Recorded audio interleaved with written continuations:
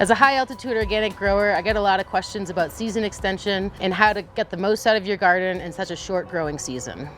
This video will demonstrate how to assemble a caterpillar tunnel that has been retrofitted to work with raised beds. It's one of the best methods we've discovered to help mitigate many of the growing challenges we face in the high country. I've included an explanation of the differences between some of the materials that have worked for us, as well as a guide on how to choose and measure these materials. A link to this information is available in the description of this video and on the High Country Conservation website.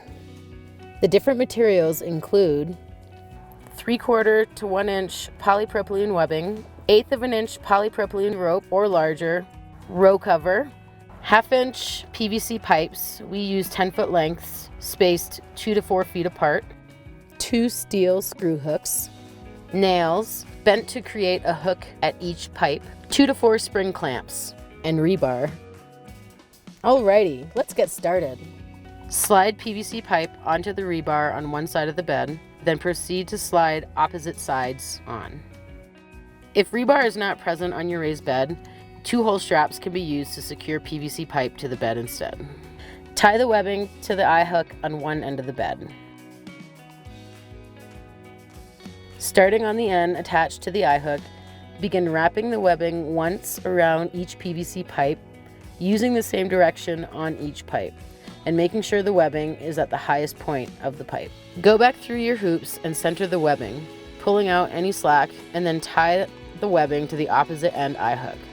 A trucker's hitch knot is very handy in keeping the webbing taut. Detailed instructions on how to tie a trucker's hitch knot can be found in the description of this video and on the High Country Conservation website. The webbing should be very tight and spring back when pushed on. Lay the row cover over the PVC pipes and the webbing, making sure the sides are even and that the cloth on both ends of the bed reaches the bottom of the bed or further. With both workers starting on one end of the bed, tie the rope to the eye hook on that end of the bed and run it through the first nail hook. Hand the rope over to the other worker, who will skip one hoop and hook the rope to the nail on the next hoop. Continue handing the rope off to each other to hook every other nail. Once at the end, wrap the rope around the end of the bed itself, along with the overhanging row cover. Hook the rope onto the next closest nail and continue handing the rope off to each other as you did before to hook every other nail that has not yet been used. When you reach the end, wrap the rope around the bed as you did before and tie it off to the hook, or use a trucker's hitch to tie it off to the other end of the line.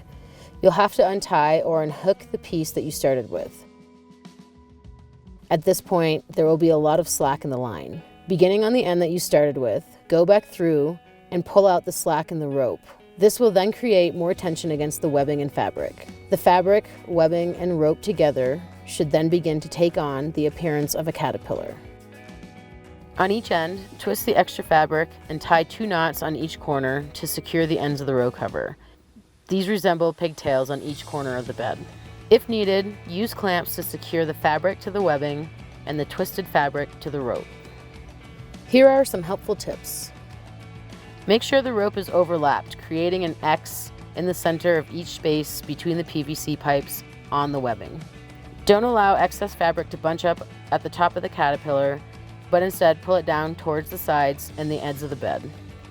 The beauty of the caterpillar tunnel is that it can remain closed when not in use, while providing a more friendly growing environment for the crops inside. When the caterpillar needs to be opened, one person can simply slide the fabric up along the hoops throughout the length of the bed. The tunnel will then remain open because it is secured by the tension of the rope against it. To close it, just slide the fabric back down to its original position below the top of the bed. The venting can thus be adjusted to suit the growing circumstances, and crops can easily be harvested or tended to as needed. For more information, look us up online at highcountryconservation.org.